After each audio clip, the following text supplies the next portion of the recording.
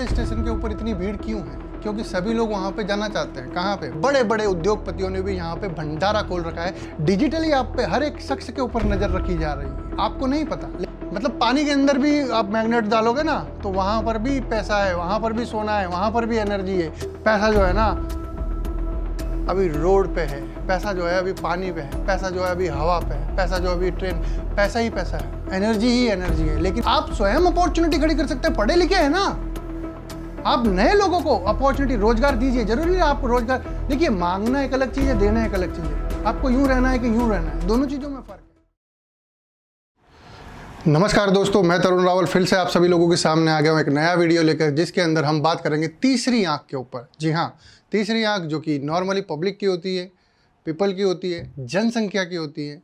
ज़्यादा से ज़्यादा जहाँ पे लोग जाते हैं वहाँ पे तीसरी आंख जरूर होती है, क्योंकि जिधर आप नहीं देख रहे वहाँ पे लोग देख रहे होते हैं। तो ऐसे ही मैंने कुछ दिनों के अंदर तकरीबन 2 बार मैंने संगम में स्नान किया, और मैं प्रयागराज गया, मैं काशी विश्वनाथ गया, और मैं राम मंदिर अयोध्या भी गया। और तीनों ही जगह पे जाकर मैंने जो चीज़ों को देखा है अपनी तीसरी आंख से, अपने त्रिनेत्र से, वो मैं आप सभी लोगों के सामने बताने की कोशिश करूँगा। तो सबसे पहले हम बारीकी नज़र डालते हैं एक वीडियो पे, जो मैंने कुछ क्लिप्स वहाँ से लिए, वो आप सभी लोगों के सामने करते हैं, और उसके ऊपर थोड़ी बहुत हम चर्चा करते हैं। तो प्ले करते हैं वीडियो। ये जब मैं संगम पे नहाने के लिए गया था तब वहाँ का ये दृश्य है। ये देख सकते हैं आप कि कितना बढ़िया पानी, पानी का धार बहुत ही ठंडा, और एकदम शरीर को और पूरी ऊर्जा जो बॉडी के अंदर होती है उसे एकदम प्रभावित करने वाला ये समय था जब मैं यहाँ पर सूर्य नमस्कार कर रहा था। क्यों? क्योंकि एक जीवन का बेहतरीन अनुभव मैंने वहाँ पे लिया। सबसे पहली बार मैं वहाँ गया, सबसे पहली बार नहीं कह सकते, मेरे जीवन के अंदर पहली बार मैं वहाँ गया। कुंभ में पहली बार गया, जो कि 144 साल में आने वाला, लेकिन मैंने वहाँ पे 2 बार जाने का सौभाग्य प्राप्त हुआ।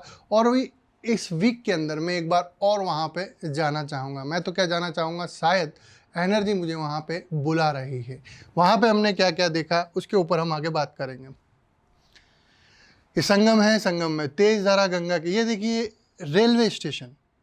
रेलवे स्टेशन के ऊपर इतनी भीड़ क्यों है? क्योंकि सभी लोग वहाँ पे जाना चाहते हैं। कहाँ पे? प्रयागराज, संगम में, त्रिवेणी में स्नान करके एनर्जी लेने, सूर्य नमस्कार करने, और इतने बड़े कुंभ का हिस्सा बनने के लिए सभी लोग। ये देखिए रेलवे, जगह पैर रखने की प्लेटफॉर्म पे नहीं है, गाड़ी में। दूसरी बात, इससे क्या होगा, रेल यातायात जो है वो पूरा फुल है।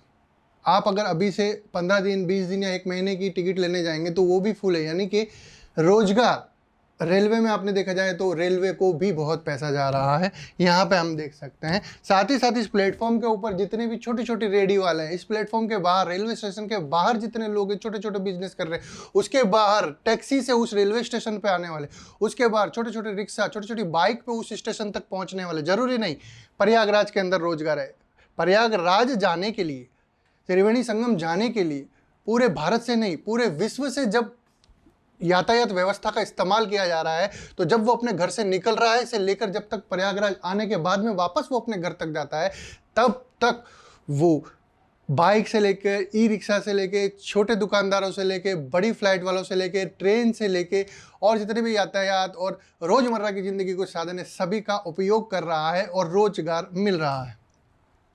ये तो मैंने ट्रेन के बारे में बताया। देखिए पूरी लाइन एंड तक लगी हुई है, इस तरफ ही नहीं उस तरफ भी, जितने भी प्लेटफॉर्म है। साथ ही साथ में एक्स्ट्रा ट्रेन भी चलाई गई है रेलवे के द्वारा।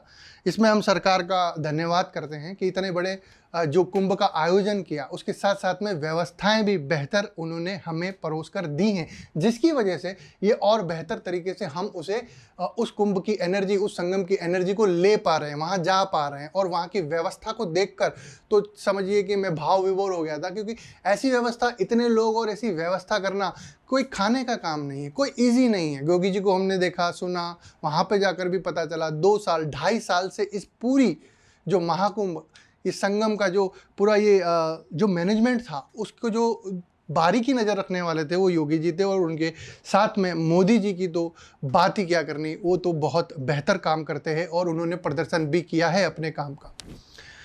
महाकुंभ के दौरान पर्यटन, ट्रांसपोर्ट, लॉजिस्टिक और हॉस्पिटलिटी जैसे क्षेत्रों में कई तरह की नौकरियां पैदा होती है। साल 2025 के महाकुंभ में कई तरह की नौकरियां पैदा होने का अनुमान भी है, अनुमान है नहीं, बहुत सारी नौकरियां पैदा हो भी चुकी है। और महाकुंभ खत्म होने के बाद में भी 3 महीने तक सफाई का काम, व्यवस्था का काम, सारी चीज़ चलेगी। तो और महाकुंभ के बाद में भी 3 महीने तक लोगों को रोजगार मिलने वाला है। महाकुंभ के रोजगार के अवसर, hotel staff, tour guide, porter, travel consultant जैसी नौकरियां, ड्राइवर, आपूर्ति श्रृंखला प्रबंधक, कुरियर कर्मी, सहायक कर्मचारी जैसी नौकरियां, डेटा एनालिस्ट, डिजिटल सुरक्षा, ये इंपॉर्टेंट है। डिजिटल सुरक्षा यानी कि जहां पर भी कैमरे लगे हुए हैं, लोगों का आवागमन है, वहां पर बारीकी नजर रखी गई है, जो कि वीडियो में हम आगे देखेंगे कि कोई भी दुर्घटना ना हो। कुछ दुर्घटनाएं हुई हैं जिससे हमें खेद है, सरकार को भी खेद है और सभी लोगों को उसके बारे में खेद है, सद्भावना भी है और हम उनकी आत्मा की शांति के लिए प्रार्थना भी करते हैं। लेकिन ये व्यवस्था, वो जो प्रॉब्लम हुई वो भीड़ की वजह से हुई। आपस में भीड़ होती है, भीड़ का कोई नहीं होता, तो भीड़ के अंदर शायद हो सकता है अफरा तफरी मची हो, शायद हो सकता है कोई अफवाह उड़ी हो, शायद हो सकता है और भी कोई प्रॉब्लम हो, हम उसमें नहीं जाते। लेकिन उसके बाद जब मैं दूसरी बार गया प्रयागराज, तब मैंने देखा 6 किलोमीटर पहले ही 6 किलोमीटर टैक्सी, बस, कार और जितने भी बड़े साधन हैं वो 6 किलोमीटर पहले ही पार्किंग बनाकर उन्हें रोक दिया गया। वहाँ से ई रिक्शा और बाइक्स वहाँ से चल रहे हैं, जो कि प्रयागराज के अंदर हमें एंट्री दे रहे हैं। और उसके कारण जो यातायात जो है, उसके कारण भीड़ और ज़्यादा नहीं बन पा रही। अंदर यातायात यानी कि ट्रांसपोर्टेशन ज़्यादा संगम के किनारे, उसके आसपास यानी सिटी में, प्रयागराज में नहीं आ पा रहा, जिससे कभी भी ऐसी प्रॉब्लम होती है जैसे कि हमने देखी, वो प्रॉब्लम दोबारा नहीं हो। 5 मिनट में, 2 मिनट में, 3 मिनट में या 10 मिनट में उस जगह पे पहुंचा जा सके जहां पे कोई भी घटना घटी है। तो एक बार ये घटना घट गई, उसके बाद में इस तरीके की व्यवस्था की गई है। जब मैं दोबारा जब प्रयागराज गया तो मैंने ऐसी व्यवस्था देखी। पहले तो मुझे परेशानी हुई, 6 किलोमीटर पहले ही गाड़ी रोक दी, ऐसा नहीं करना चाहिए। और मेरे साथ साथ बहुत सारे लोगों को परेशानी हुई होगी। लेकिन जब आप भीतर जाते हैं, अंदर जाते हैं, तो आप उसकी व्यवस्था को देखकर आप आश्चर्यचकित हो जाते हैं कि कैसी व्यवस्था, बढ़िया व्यवस्था। 5 मिनट तो मैं ज़्यादा बोल रहा हूँ, 2 मिनट के अंदर भी कोई भी घटना घटित होगी तो ऐसी व्यवस्था बनाई गई है कि तुरंत वहाँ पे पहुँचा जा सके। एनडीआरएफ की टीम वहाँ पहुँच सकती है, एम्बुलेंस वहाँ पहुँच सकती है, पुलिस के दल वहाँ पहुँच सकते हैं। यानी हर प्रकार की व्यवस्था चाक चौबंद की गई है। ये जब दूसरी बार मैं संगम पे गया उस इंसिडेंट के बाद में, तब मैंने वहाँ पे देखा। मार्केटिंग के लिए बैनर, पोस्टर, फ्लैक्स बनाने वाले, सोशल इन्फ्लुएंसर, इवेंट मैनेजमेंट में काम करने वाले, क्योंकि इतना बड़ा इवेंट है, विश्व का सबसे बड़ा इवेंट आप इसे कह सकते हैं, जो कि आपने भारत के अंदर प्रयागराज में महाकुंभ के अंदर, त्रिवेणी संगम के अंदर हम सभी लोगों को देखने का मौका मिला। अगर आपने अभी तक भी संगम में डुबकी नहीं लगाई है तो जल्दी जाइए, किसका इंतजार कर रहे हैं? उस एनर्जी को लेने के लिए जो हम, आप और बहुत सारे लोग ले चुके हैं। आपके पास में भी मौका है, आपको किसने रोका है? महाकुंभ से जुड़े कुछ और फायदे, और क्या फायदे हैं? महाकुंभ से स्थानीय लोगों को रोजगार मिल रहा है। स्थानीय लोग कौन? जो वहां पे रह रहे हैं उनको। मैं जिस बाइक पे, जब ट्रैफिक था तो मेरे पास में एक पर्सन खड़ा था, मैंने उनसे एड्रेस पूछा, मुझे यहाँ जाना है। उसने कहा कि मैं आपको ले जाऊँगा, 200 रुपये लगेंगे। 2 बाइक के ऊपर में बैठ के, हम 2 लोग थे, 2 बाइक पे बैठकर हम अपने गंतव्य स्थान पे पहुँच गए। गलियों में से निकालते वो ले गए और जगह पे हमें सिर्फ 7 मिनट में छोड़ दिया, जो कि हम पैदल चलकर वहाँ से जब हम आए थे 7 किलोमीटर, तो हमें 1.3 यानी 1.5 घंटे का समय लगा था।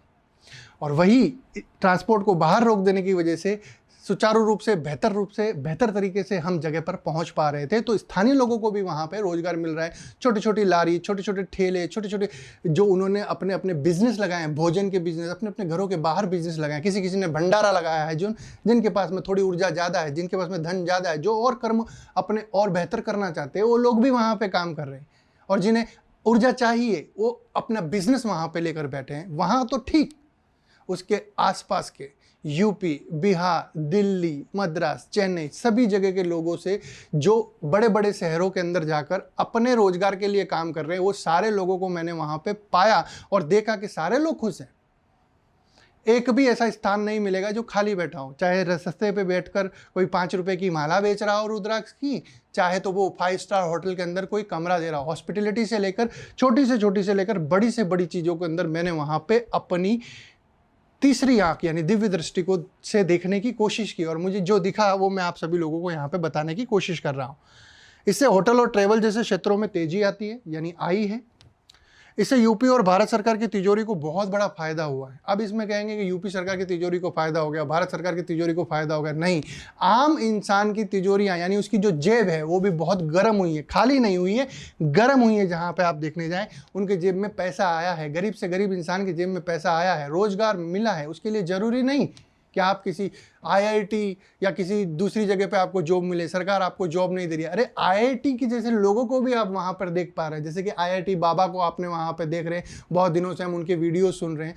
तो जिन्होंने बड़ा बड़ा एजुकेशन लिया, जिन्होंने अपने आप को तपाया है नॉलेज लेने के लिए, वो नॉलेज लेने के बाद भी कुंभ के अंदर आकर अपनी वाणी से वर्षा कर रहे हैं, बता रहे हैं कि आध्यात्म क्या है, किस तरीके से आपको उसके साथ में बहना चाहिए। जैसे आप त्रिवेणी के अंदर आप बह रहे हैं, आपकी ऊर्जा नेगेटिव ऊर्जा बहकर जा रही है, पॉजिटिव ऊर्जा का संचार हो रहा है, वैसे ही वहाँ पर ऐसे कई महात्मा, कई संत आपको देखने को मिलेंगे जो आपने कभी पहले देखे नहीं होंगे, आपको सुनने को मिलेंगे जो आपने पहले कभी सुना नहीं होगा। मैंने भी वहाँ देखा, मैंने भी वहाँ से सुना, मैंने भी उस एनर्जी को अनुभव किया, और मैं आज मुझे ऐसा लगा कि आपके साथ में इसे शेयर करना चाहिए, साझा करना चाहिए, इसीलिए मैंने ये वीडियो बनाया। ज़्यादातर मैं राजनीति, पॉलिटिक्स और धर्म और इसके ऊपर वीडियोज़ नहीं बनाता, लेकिन आज अंदर से कुछ मुझे आ रहा था कि मुझे ये वीडियो बनाना चाहिए, आप लोगों तक पहुंचाना चाहिए, इसलिए मैंने इस वीडियो को बनाया। आगे चलते हैं। जब हम इस वीडियो को थोड़ा थोड़ा हम स्क्रॉल करते हैं, आगे बढ़ते हैं, तो और भी चीज़ें देखने को मिलती है। जैसे कि ये देखिए, ब्रांड है गुड डे, चाय पॉइंट, इन लोगों ने भी अपनी अपनी फ्रेंचाइजीज वहाँ पे रखी हैं, कुछ फ्री में और कुछ लेन देन से। अपना अपना एडवर्टाइजमेंट कर रही हैं, बड़ी कंपनियां हैं अपना एडवर्टाइजमेंट कर रही हैं, छोटी कंपनियां भी अभी आपको देखने को मिलेगी। ये देखिए, ये छोटी छोटी कंपनियां हैं जो बड़ी बनने जा रही है। क्यों? क्योंकि यहाँ पर भी कोई भी एक ऐसा पर्सन या ऐसा कोई विरला इंसान नहीं होगा जो खाली बैठा होगा। मैंने खाली बैठा वहाँ पे कोई इंसान नहीं देखा। खाली डब्बे भी जो होते हैं वो भी बिक रहे हैं, क्योंकि उसमें भी जल भरकर ले जाया जा रहा है। यानी कि पत्थर से लेकर और परमात्मा तक हर किसी के साथ में संबंध बनाना है तो संगम आपको जरूर जाना है। आगे चलते हैं। यहां पे मैंने भी कुछ खरीदारी की। ये देखिए, जैसी चीजें आपने आपके आसपास, आपके पड़ोस के अंदर आपके पास में नहीं होगी, ऐसी ऐसी दुर्लभ वस्तुएं भी आपको यहाँ पे देखने को मिलेगी। कई विदेशी सैलानी, पर्यटन करने वाले, उन सभी लोगों को मैंने यहाँ पे देखा और सारे लोग मस्त थे। बिल गेट्स को भी मणिकर्णिका घाट के ऊपर देखा गया है, जो कि एक समय में विंडोज में विश्व के नंबर 1 उद्योगपति भी थे, विश्व के नंबर 1 कह सकते हैं, अमीर इंसान थे। अब तो समय के साथ में बदलता गया है और बहुत सारे अमीर बनते गए हैं, और ये भी बदल जाएगा, और कोई नया आएगा, वो भी बदल जाएगा, और कोई नया आएगा। परिवर्तन ही संसार का नियम है और परिवर्तन के साथ में हमें भी चलना चाहिए। वीडियो को हम और थोड़ा आगे चलाते हैं। ये छोटी छोटी क्लिप्स है, छोटे छोटे फोटोज़ हैं जो मैंने वहाँ से क्लिक किए। ये देखिए, सेवा गवर्नमेंट के द्वारा भी बस सेवा आप सभी लोगों के लिए रखी गई है। जैसे आप बाहर अगर आपकी गाड़ी पार्क करते हैं तो वहाँ से आपको भीतर आने के लिए, उसके अलावा टैक्सी की सुविधा तो नहीं है, लेकिन ई रिक्शा वहाँ पे है, बाइक वहाँ पे, और आपकी 11 नंबर की गाड़ी तो आपकी सहायता कर ही रही है। इसको हम वीडियो को और आगे देखते हैं। प्रयागराज में IIFL फाउंडेशन, देखिए इस तरीके से बोट के ऊपर भी एडवर्टाइजमेंट हो रही है, जो आपातकालीन सेवा, यानी कि आप कहीं पानी में गिर जाते हैं तो आपको NDRF की टीम वहाँ से रेस्क्यू करती है। बीच में हमने सुना था कि 40 लोग बोट से गिर गए थे, लेकिन उन्होंने जैकेट पहना हुआ था। जैकेट की व्यवस्था ऐसी है कि एक भी इंसान अगर बोट में बैठ रहा है तो उसे जैकेट पहनना अनिवार्य है। NDRF की टीम पानी के अंदर सभी तरफ घूम रही है, और उनकी जो बाज दृष्टि है, उनकी जो ईगल आई है, वो आपके ऊपर हमेशा बनी हुई है। इसलिए ध्यान रखना, कभी भी कोई भी ऐसी काम या कोई भी ऐसी बात या कोई भी ऐसा क्रिया नहीं करनी है जिससे आपको, आपसे आसपास के लोगों को या सरकार को कोई भी दिक्कत हो। क्यों? क्योंकि उससे फिर आपको दिक्कत पैदा हो सकती है। आगे चलते हैं। मैगी, ब्लिंकिट, कोका कोला, ये सारे भी आपको वहाँ पे देखने मिलेंगे, जिनके नाम तो आप पहले से ही जानते हैं, मुझे आपको बताने की कोई ज़रूरत नहीं है। वैसे मुझे लगा, इसलिए मैंने आपको कहा। ढोल नगाड़ों से वहाँ पे आपके सुबह की शुरुआत होती है। शाम को अगर आप देखेंगे तो ड्रोन के द्वारा भी आपको वहाँ पे बहुत सारी आकाश के अंदर आकृतियाँ देखने को मिलेगी, जिससे वहाँ का जो दृश्य है वो बहुत ही दुर्लभ हो जाता है, बहुत ही मन को कह सकते हैं कि आकर्षित करने वाला होता है। और अविस्मरणीय क्षण था मेरे लिए कुंभ की, प्रयागराज की ये यात्रा जो मैं आप सभी लोगों के सामने बताने जा रहा हूँ। फेविकॉल, देखिए फेविकोल, दो लोगों को जोड़ के, दो लोगों ने एक टी शर्ट पहनी है, दो लोगों को जोड़, जिससे कहते हैं कि फेविकोल का मजबूत जोड़ है, वो बताने की कोशिश की है। यहाँ पे एम्बुलेंस है जो पानी के सहारे आप तक पहुँचती है, आपको कोई भी दिक्कत रहती है पानी के सहारे, अगर सड़क के रास्ते से आप नहीं जा सकते तो पानी के रास्ते से भी आपको गंतव्य स्थान तक पहुँचाएगी। Emergency helpline. आगे चलते हैं।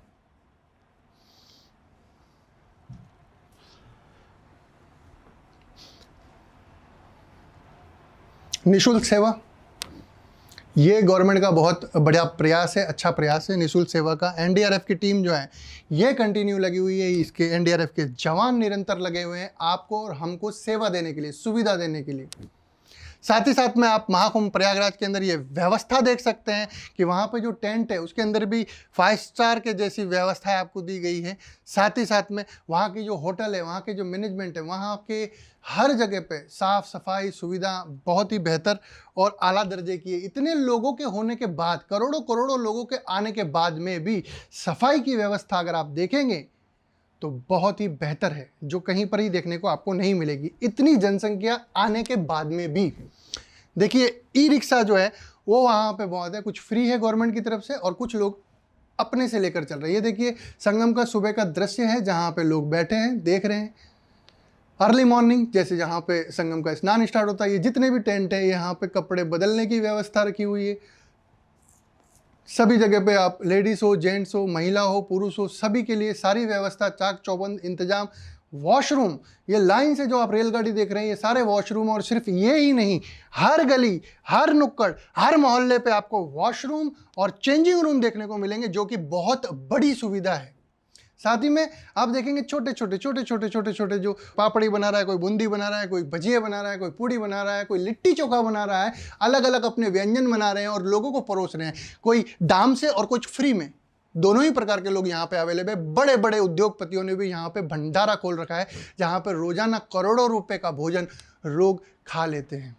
यानी सोचिए इतने करोड़ों लोग आ रहे हैं तो कम से कम एक दिन के अंदर किसी भी एक बड़े उद्योगपति या किसी बहुत बड़ी कंपनी या बहुत बड़े मैनेजमेंट के लोग या कुछ 5, 10, 15, 20 उद्योगपति मिलकर एक कुछ संस्था बनाकर और कोई भंडारा या इस तरीके का अन्य क्षेत्र अगर खोलता है, व्यवस्था बनाने की कोशिश करता है, तो रोजाना करोड़ों रुपए का खर्च भी आ रहा है, जो कि वो धर्म के लिए कर रहे हैं, एडवर्टाइजमेंट के लिए भी कर रहे हो सकता है। बाबा, महात्मा, संत सभी लोग खुश हैं। ये देखिए भंडारा, इतनी बड़ी बड़ी कढ़ाई, पूड़ियाँ तल रहे हैं, ये सभी लोग बैठे हैं, सभी सेवाएं दे रहे हैं अपनी अपनी, जिससे जो सेवा बन सकती है वो सारे लोग सेवा दे रहे हैं। यहाँ पे ओम नमः शिवाय संस्था है जो कि भंडारा अन्न क्षेत्र खोला हुआ है। ये देखिए ड्रोन से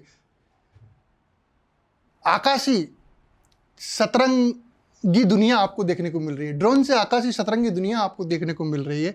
ये इंपॉर्टेंट है। डिजिटली आप पे हर एक शख्स के ऊपर नज़र रखी जा रही है, आपको नहीं पता, लेकिन लोगों को हर एक कदम, लोगों के हर एक कदम के ऊपर डिजिटली उनके ऊपर नज़र रखी जा रही है, जिसको हम आगे देखेंगे इसी वीडियो के अंदर आगे किस तरीके से। ये देखिए हर एक क्षेत्र पे, हर एक गली पे, हर एक नुक्कड़ के ऊपर, हर एक आने जाने वाले के ऊपर नज़र रखी जा रही है और हमारी व्यवस्था, हमारी सुरक्षा का मजबूत इंतजाम किया गया है। ऐसा नहीं है कि सुरक्षा कोई ढीली है, सुरक्षा बहुत ही मजबूत है। ठीक है, कुछ इंसिडेंट हो जाते हैं तो उसके बाद में और भी सुरक्षा मजबूत हो चुकी है, आप आगे और देख सकेंगे।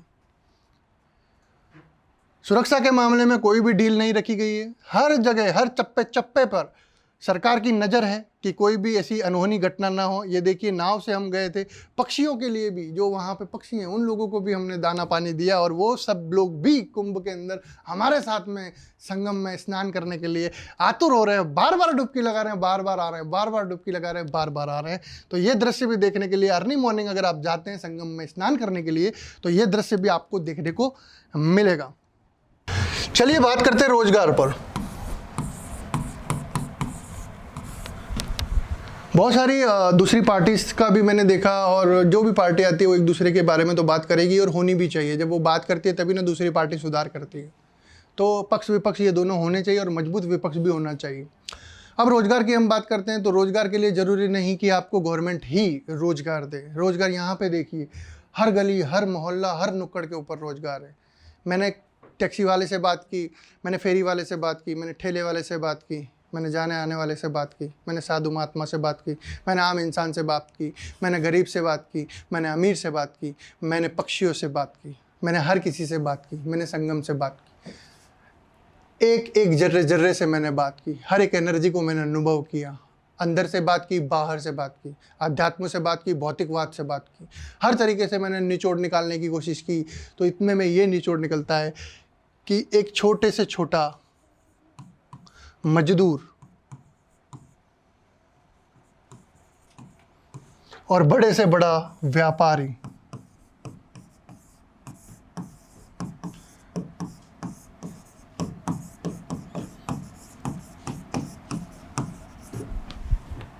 व्यापारी भी बड़ा हो सकता है। तो बड़े बड़े व्यापारी नहीं है वहाँ पे, बड़े बड़े व्यापारी के स्टॉल मिलेंगे, चाहे फ्री में हो, चाहे एडवर्टाइजमेंट करके हो, चाहे कैसे भी हो। छोटे से छोटे व्यापारी मिलेंगे, माला बेचने वाले हो, टैक्सी चलाने वाले हो, ई रिक्शा चलाने वाले हो, बाइक वाले हो, पान वाले हो, चाय वाले हो, हर कोई। रोजगार दिखता है उसी को जो देखना चाहता है, रोजगार नहीं दिखता उसको जो नहीं देखना चाहता। और इतनी बड़ी संभावनाओं के बावजूद भी अगर कोई उस इलाके में बेरोजगार है तो मैं कहता हूं उसे बेरोजगार रहना चाहिए, क्योंकि वो उसी के लिए बना है। जब संभावनाएं दिखने के बावजूद भी आप उसके अंदर अपने आप को उस संभावनाओं के साथ में बहाते नहीं हैं तो आपको रोजगार कैसे आएगा? आप स्वयं करते हैं। भोजन आपके सामने पड़ा है, लेकिन उसे लेकर अपने मुंह तक पहुंचाना, उस निवाले को अपने को मुंह तक पहुंचाने का काम तो आपका है, वो कोई दूसरा तो नहीं करेगा। तो ये सारी संभावना है। सिर्फ मैं प्रयागराज की बात नहीं कर रहा, मैं वाराणसी गया तो वाराणसी में भी लंबी लंबी लाइन, वाराणसी के अंदर भी हर एक मंदिर, हर एक दुकान, हर एक जगह, होटल हो या 6 किलोमीटर के दायरे के अंदर कोई भी जगह हो, कहीं पर भी जगह नहीं है, न पानी में, न पानी के बाहर, ना ऊपर आसमान में, न ज़मीन पे। हर जगह पे फुल है, जाम पैक है। क्यों? क्योंकि वहाँ पे बड़े से बड़ा रोजगार, पूरे विश्व का सबसे बड़ा रोजगार जो आज आप सभी लोगों को देखने, पूरे महीने जो लोगों को देखने को मिल रहा है, वो इन 3 जगहों पे ज़्यादा है, प्रयागराज, अयोध्या और वाराणसी। क्योंकि जो भी प्रयागराज आ रहा है वो अयोध्या भी जा रहा है, वो वाराणसी भी जा रहा है। जो भी अयोध्या आ रहा है वो प्रयागराज भी जा रहा है और वाराणसी भी जा रहा है। मैं पहले गया तो वाराणसी गया, फिर प्रयागराज गया, फिर अयोध्या गया। दूसरी बार गया तो मैं अयोध्या गया, फिर प्रयागराज गया और फिर वाराणसी से वापस आया। अब तीसरी बार मैं जाऊँगा तो मैं सोचता हूँ डायरेक्ट प्रयागराज जाऊँ, ताकि ये त्रिवेणी संगम मेरा भी 3 बार जाके पूरा हो जाए अलग तरीके से। तो छोटे व्यापारी भी हैं, बड़े व्यापारी भी हैं, जो व्यापारी नहीं हैं वो भी हैं, जो विचारों का व्यापार करते हैं, जो बातों का व्यापार करते हैं वो भी हैं। हर प्रकार के लोग आपको वहाँ देखने के मिलेंगे। रोजगार, रोजगार और रोजगार। इसके अलावा आपको वहाँ पे तीसरी चीज़ अध्यात्म देखने को मिलेगी, भावना देखने को मिलेगी, लोगों का एक दूसरे से मिलने का तरीका। जब साधु संत एक दूसरे को मिलते हैं तो उनके जो भाव होते हैं वो देखने की कोशिश कीजिएगा। जब एक नॉर्मल इंसान एक दूसरे को मिलते हैं तो उनके अंदर भाव हो सकता है ईर्ष्या के आए, लेकिन जब 2 संत आपस में एक दूसरे को मिलते हैं तब उनके भाव जो होते हैं वो ईर्ष्या के नहीं होते, वो एक दूसरे से अपनेपन के होते हैं। वो एक दूसरे के भीतर जागते हैं, अध्यात्म की दुनिया को देखते हैं। हम एक दूसरे के बाहर जागते हैं, भौतिकवाद की दुनिया को देखते हैं कि ये कितना बाहर से सक्सेस है। सक्सेस किसको कहते हैं? आज मान लीजिए IIT है, कोई डॉक्टर है, कोई इंजीनियर है, कुछ भी है, लेकिन अगर उसकी मूलभूत आवश्यकताओं की बात करें तो रोटी, कपड़ा और मकान। मान लीजिए कि मैं किसी गवर्नमेंट एम्प्लॉय हूँ, मैं कोई गवर्नमेंट एम्प्लॉय और मुझे ₹1,00,000 सैलरी है, मुझे रोज़गार मिल गया, लेकिन मेरी ₹1,00,000 सैलरी है, लेकिन मेरे ऐसे काम है जिसकी वजह से मैंने ब्याज पे लोगों से पैसा लिया, मैंने लोन पे बाइक ले ली, मैंने लोन पे कार ले ली, मैंने सब कुछ लोन पे ले लिया। अब मेरी पूरी जो सैलरी है उससे ज़्यादा तो लोन पे चला जाता है। तो मेरे पास में मेरी दिनचर्या, मेरी जो रोज़ की व्यवस्था है, मेरी जो परिवार को चलाने की जो कुशल व्यवस्था है वो तो चरमरा गई।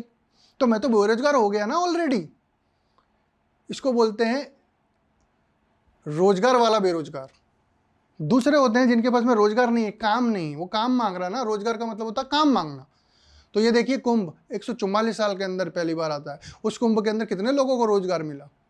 अरे उसको बोलने थोड़ी जाना है कि तुमको रोजगार मिल रहा है, उसे तो दिख रहा होता है कि रोजगार है, जाकर उसको भुनाता है, उस अपॉर्चुनिटी को भुनाता है, उस तरीके को, उस संभावनाओं को कैच करता है।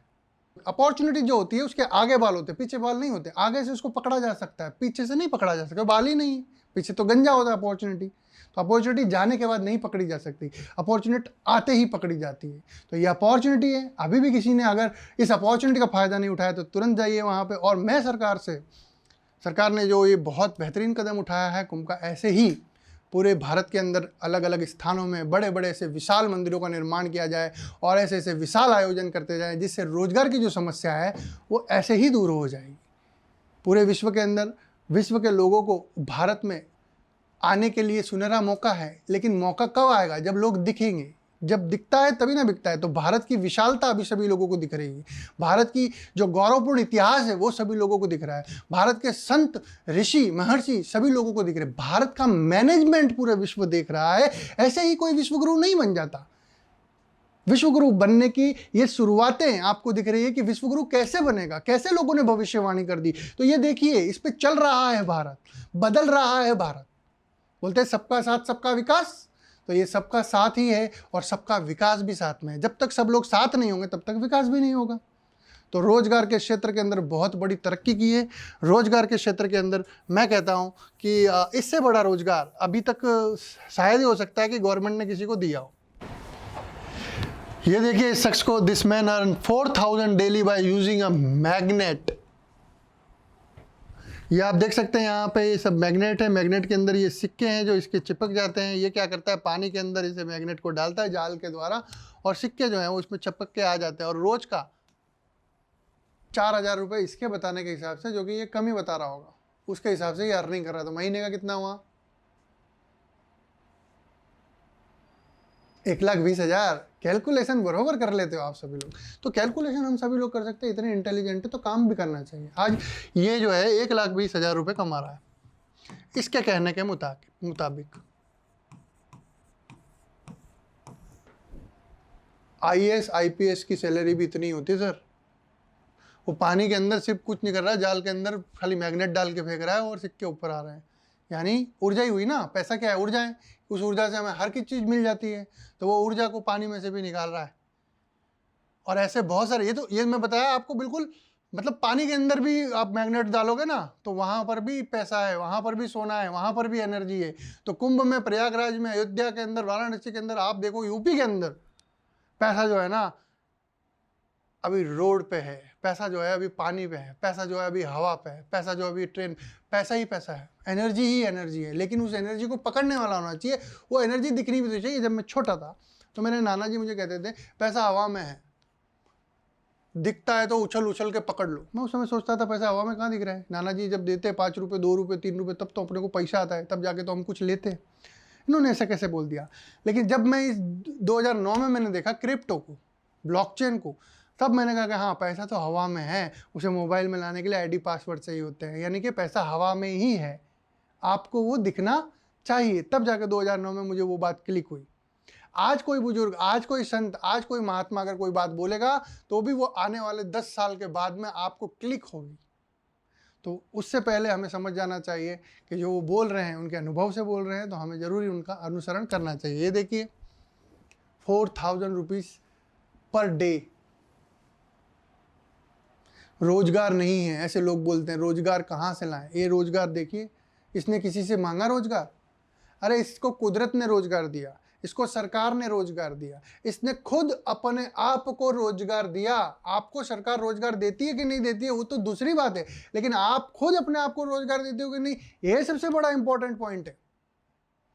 हम खुद ही अपने आप को रोजगार नहीं दे। पढ़े लिखे गवार बोल सकते हैं ज़्यादातर लोगों को, मैं यही बोलूँगा, बुरा लगे तो कोई बात नहीं, 2 रोटी ज़्यादा खाना। लेकिन पढ़े लिखे गवार वही होते हैं, पढ़े लिखने के बाद में कि सरकार के ऊपर बैठ जाते हैं कि सरकार हमें रोजगार देगी। अरे इससे तो बिना पढ़े लिखे लोग अच्छे हैं, जिनको पता है कि मेरे पास में, मैं पढ़ा लिखा नहीं हूँ तो मेरे पास में मुझे कोई नौकरी नहीं देगा, तो वो स्वयं बिजनेस करता है, स्वयं छोटा मोटा उद्योग करता है। मैं तो बताऊँ पढ़े लिखे से जो नहीं पढ़े लिखे वो ज़्यादा होशियार है। देखिए, और मैं तो कहता हूँ पढ़े लिखे लोग भी वहाँ पर हैं। IIT बाबा की दूसरी बार मैं बात कर रहा हूँ, उनको देखो IIT किया, उसके बाद में अध्यात्म की तरफ मुड़े, उसे लगा कि कुछ नहीं है संसार के अंदर। जरूरी थोड़ी ना कि आप सभी लोग IIT करो, डॉक्टर बनो, इंजीनियर बनो, ये बनो, वो बनो, टेक्नोलॉजी सीखो। कुछ सीखने की जरूरत नहीं है, जंगल में जाकर भी रहोगे, जीवन के लिए तो यही चाहिए, अपने परिवार का भरण पोषण करने के लिए भी आप यही कर सकते हो। पैसा ही चाहिए ना, एनर्जी ही चाहिए ना, खाना पीना और रहना, रोटी कपड़ा और मकान, ये 3 मूलभूत आवश्यकता है। लेकिन हमें बड़े मैनेजमेंट करने वाले, बड़ी सोच वाले, बड़े बिजनेस, बड़े लोगों के साथ में बड़ा कुछ करने के लिए अगर आप एजुकेशन लेते हैं और उस एजुकेशन के हिसाब से आप अगर आगे काम करते हैं, अगर सरकार से आपको काम नहीं मिलता, यानी सरकार के पास में उतनी अपॉर्चुनिटी नहीं है, तो आप स्वयं अपॉर्चुनिटी खड़ी कर सकते हैं। पढ़े लिखे हैं ना, आप नए लोगों को अपॉर्चुनिटी, रोजगार दीजिए। जरूरी नहीं आप रोजगार, देखिए मांगना एक अलग चीज़ है, देना एक अलग चीज़ है। आपको यूं रहना है कि यूं रहना है, दोनों चीज़ों में फ़र्क है। अगर आपको यूं ही रहना है तो जरूरी नहीं कि आप 10 लोगों से मांगेंगे तो 10 आपके हाथ में एनर्जी रख दे। लेकिन अगर आप यूं करेंगे तो आपके सामने जितने भी है ना, उन सब के यूं ही होंगे हाथ। तो हमेशा देने वाला बनो, मांगने वाला नहीं। इतने पढ़ा लिखा है, इतने पढ़ने लिखने के बाद में अगर हम मांग रहे हैं तो फिर हम क्या कर रहे हैं, क्यों दे। अगर मान लीजिए मैं किसी को, मेरे बच्चे को मैं पढ़ा रहा हूँ, चलो सरकार की बात तो दूसरी है, मैं मेरे बच्चे की बात करता हूँ। अगर मैं उसको पढ़ा रहा हूँ, लिखा रहा हूँ, एजुकेट कर रहा हूँ, सारी चीज़ें कर, तो क्या मैं उसके दिमाग में वो बात नहीं डाल सकता कि अपना रोजगार स्वयं पैदा करना पड़ता है? क्या मैं दिमाग में वो बात नहीं डाल सकता? क्या मैं उसे नहीं सिखा सकता? क्या मैं किसी और के कंधे के ऊपर वजन देने के लिए बैठा हूँ? अरे कितने सारे लोग तो इनकम टैक्स भी नहीं भरते, कितने सारे लोग तो सरकार को सहायता ही नहीं करती। सरकार रोड बना रही है, सेवाएं दे रही है, अभी पीड़ितों को भी धन देना पड़ता है, बहुत सारी दिक्कतें हैं। दिक्कतें बोल सकते हैं कि सरकार के खजाने में से खाली होता है तो उसको भी तो पूरा करना पड़ता है। हम क्या दे रहे हैं सरकार को? रोड बनाने के लिए पैसा दे रहे हैं, व्यवस्था बनाने के लिए पैसा दे रहे हैं, सारी चीज़ें फ्री में, एम्बुलेंस फ्री में, इलाज फ्री में, हॉस्पिटल फ्री में, इंश्योरेंस, किसके लिए पैसा दे रहे हैं? फिर वो सब आ भी कहाँ से रहा है? सारी चीज़ों के ऊपर हमें प्रकाश डालना चाहिए, सारी चीज़ों को हमें देखना चाहिए। अगर मैं अपने बच्चे को किसी और के ऊपर वजन डालना सिखाता हूँ पढ़ाने लिखाने के बावजूद भी, और वो अगर काम नहीं कर रहा और मैं भी क्रिटिसाइज करता हूँ गवर्नमेंट को और मेरा बच्चा भी क्रिटिसाइज करता है गवर्नमेंट को, तो क्या ये अच्छी बात है? जबकि मुझे रोजगार पैदा करना उसे सिखाना चाहिए, मुझे रोजगार उसे करके देना चाहिए, मुझे उसे ऐसा काबिल बनाना चाहिए कि वो नए रोजगार स्थापित करे, वो नए लोगों को रोजगार दे, ना कि मैं उसे किसी और के कंधे पे वजन डालूंगा। तो ये सारी चीज़ें हमें सीखनी चाहिए। इस कुंभ से हमें बहुत सारी चीज़ें सीखने को मिली। सबसे इम्पॉर्टेंट जो चीज़ है वो है रोजगार। रोजगार को जो बहुत बड़ा समझते थे कि रोजगार मिलना चाहिए, रोजगार नहीं है रोजगार। दिल्ली के लोग भी वहाँ पे हैं, जो दिल्ली में जाके अपना काम काज संभालते हैं, वो सारे लोग अभी वहाँ पे हैं। यूपी पूरा वहाँ पे है, बिहार में जितने लोग काम कर रहे हैं वो भी वहाँ पे। अलग अलग देशों से लोग वहाँ पे आए, अलग अलग शहरों से लोग वहाँ पे आए, अपना अपना रोजगार कर रहे हैं, और वहाँ पे बैठे लोग अपना रोजगार प्राप्त कर रहे हैं। कोई किसी को देने नहीं गया, सब ने अपना रोजगार देखा और उस अपॉर्चुनिटी को कैच किया। ऐसे ही आप सभी लोगों के जीवन के अंदर बहुत सारी ऐसी अपॉर्चुनिटी रोजाना आ रही है, रोजाना आपकी आंखों के सामने से जा रही है, लेकिन आप अगर किसी और के भरोसे बैठे हैं तो आप उस अपॉर्चुनिटी को नहीं पकड़ेंगे, आप इंतजार करेंगे। इंतजार करने वालों के लिए सिर्फ उतना ही रह जाता है जितना कोशिश करने वाले छोड़ देते हैं। तो क्या आपको बचा कुचा चाहिए या कोशिश करके अपना हक कब्जा करना है? रोजगार, रोजगार ऐसा शब्द है जो अभी बहुत हॉट फेवरेट है, और रोजगार ही ऐसा शब्द है जो अभी सभी लोगों का फेवरेट है। यहाँ पे देखिए रोजगार बिल्कुल भी ऐसा आप मान ही नहीं सकते कि रोजगार नहीं है। छोटे से छोटा और बड़े से बड़ा, छोटा तो बोल नहीं सकते, इंसान तो सभी एक जैसे होते हैं, लेकिन छोटे से छोटा व्यापारी और बड़े से बड़ा व्यापारी यहाँ पे रोजगार ले रहा है, हर किसी। देखिए गुब्बारा, बचपन में मैंने कहानी सुनी थी, एक कहानी मैं आपको कहानी के माध्यम से समझाने की कोशिश करता हूँ। गुब्बारा वाला होता है, उसके पास में बच्चा जाता है। वो गुब्बारे वाला क्या करता है, थोड़ी देर में मेले के अंदर लगता है कि बिजनेस कम हो रहा है, तो वो एक गुब्बारा तोड़ता है और हवा में उड़ा देता है। फिर कुछ बच्चे उसके पास आ जाते हैं गुब्बारा खरीदने के लिए, माता पिता से रिक्वेस्ट करते हैं। फिर थोड़ी देर उसका बिजनेस कम होता है, फिर वो एक गुब्बारा तोड़ता है और हवा में उड़ा देता है। ये सब वो एक बच्चा देख रहा होता है, वो कौतूहल के वश में उससे देख रहा होता है, कौतूहल होता है उसके मन में कि ये कैसे हो रहा है, मुझे जानना है। तो उसे पास जाता है गुब्बारे वाले के और उसके पूछता है, अंकल आप ये गुब्बारे उड़ा रहे हो, पीला उड़ाया आपने, लाल उड़ाया आपने, सफ़ेद उड़ाया, क्या ये काला वाला गुब्बारा भी उड़ेगा क्या? तो उसने वो तोड़ा और उसे भी छोड़ा और वो काला गुब्बारा भी उड़ा। फिर उसने उस बच्चे से जो कहा कि गुब्बारा अपने रंग की वजह से नहीं उड़ता, उसके अंदर जो चीज़ भरी है उसकी वजह से उड़ता है। गुब्बारे के अंदर जो हीलियम गैस भरी होती है उसकी वजह से वो ऊपर उड़ता है। तो आप वो गुब्बारे हो, चाहे काले हो, चाहे पीले हो, चाहे लाल हो, चाहे सफ़ेद हो, चाहे गेहुआ हो, कोई भी हो, लेकिन आपके अंदर अगर वो भरा हुआ है हीलियम, आपके अंदर जो भरा हुआ है एनर्जी, उसकी वजह से आप ऊपर जाओगे, किसी और की वजह से नहीं। आपके अंदर जो बात है वो किसी और में नहीं है। आप जो तुर्रम खान हो, दुनिया में एक ही तुर्रम खान होता है, वो है सिर्फ आप, दूसरा कोई नहीं। अगर आप अपने आप को कम आंकोगे तो आप दुनिया के सबसे कमतर इंसान हो, और आपने अगर अपने आप को अधिक समझ लिया तो आपसे बड़ा कोई नहीं। पहाड़ को अपने जैसा नहीं बनाया जा सकता, लेकिन अपने आप को हम पहाड़ के जैसा बना सकते हैं, यानी कि पहाड़ के जैसी सोच रख सकते हैं। दरिया की तरह सबको अपने अंदर समा लेना, कछुए की तरह अपने आप को समेट लेना, यानी सारी बुरी चीज़ों से अपने आप को समेट लेने का, और बेहतर चीज़ों को प्रवाह करने का, लोगों को मार्केट में लोगों तक पहुंचाना। जीवन इसी का नाम है। खुश रहो और लोगों को भी खुश रखो। वसुदेव कुटुंबकम। बहुत बहुत धन्यवाद। ओम शांति, हरिओम, हर हर महादेव।